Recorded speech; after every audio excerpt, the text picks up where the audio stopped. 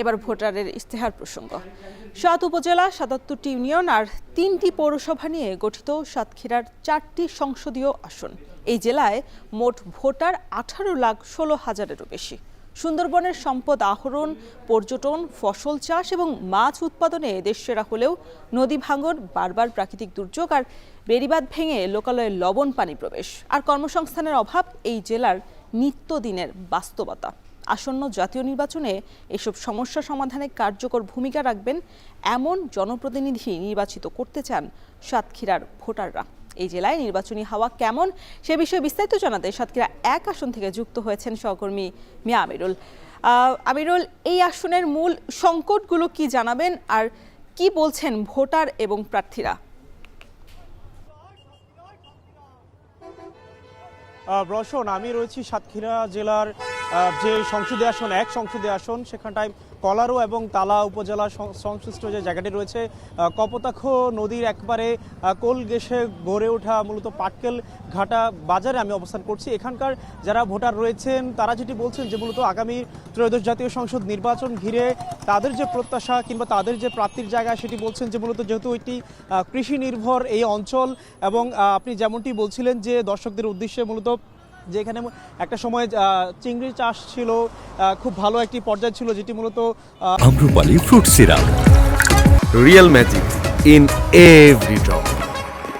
রপ্তানি পণ্য হিসাবেও কিন্তু শুরুর দিকে ছিল, দ্বিতীয় সর্বোচ্চ ছিল, কিন্তু বর্তমানে সেটির কিন্তু রপ্তানি হচ্ছে না খুব একটা। এবং সেই সাথে এই এলাকাটি মূলত লবণাক্তর সাথে লড়াই করার ফলে কিন্তু আমরা দেখেছিলাম যে এখানে যে ফসল যেগুলো উৎপাদন করা হয় মূলত ধান এবং সেই সাথে অন্যান্য যে গম থেকে শুরু করে সবগুলো, সেই ক্ষেত্রে কিন্তু কৃষকরা একটি সমস্যার মধ্য দিয়ে রয়ে গেছে বলা চলে। তারা যেটি বলছেন যে আগামীতে যারাই নির্বাচিত হবে কিংবা জনপ্রতিনিধি হিসাবে আসবে তারা যেন এই বিষয়গুলো নিয়ে কাজ করে ভালোভাবে।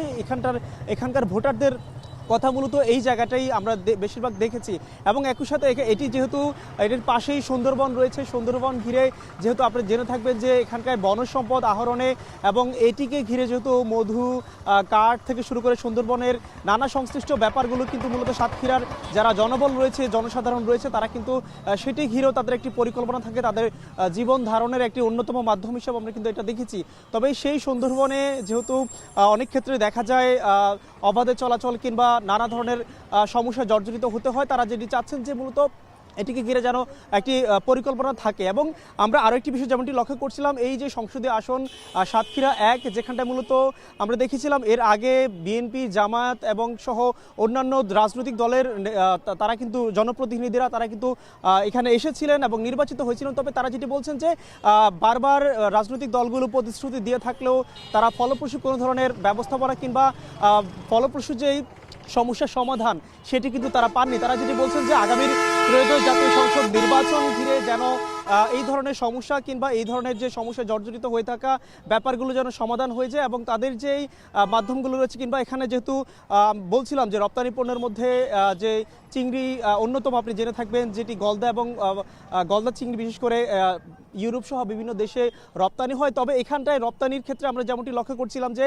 আগে যেখানে দ্বিতীয় সর্বোচ্চ ছিল সেটি বর্তমানে 10-এরও পরে গিয়ে অবস্থান ঠেকেছে। এবং একই সাথে এখানে যে ধান উৎপাদন থেকে শুরু করে যেহেতু লবণাক্ত সহিষ্ণু, এখানে লবণাক্তের সাথে যেটি মূলত মিলিয়ে নেওয়ার যে ব্যাপারটি, সেই ধরনের ধান কিন্তু মূলত এখানে চাষের ব্যাপারে কৃষকরা উদ্যোগ নিচ্ছেন এবং সেটি করছেন।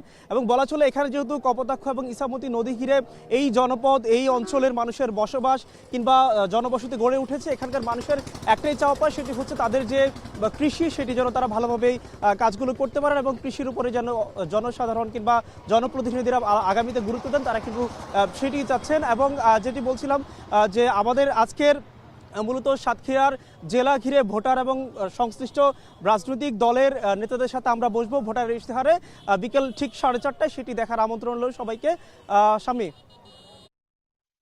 আম্রপালি স্বাদে খাঁটি, গুণে ভরপুর, সবার পছন্দ।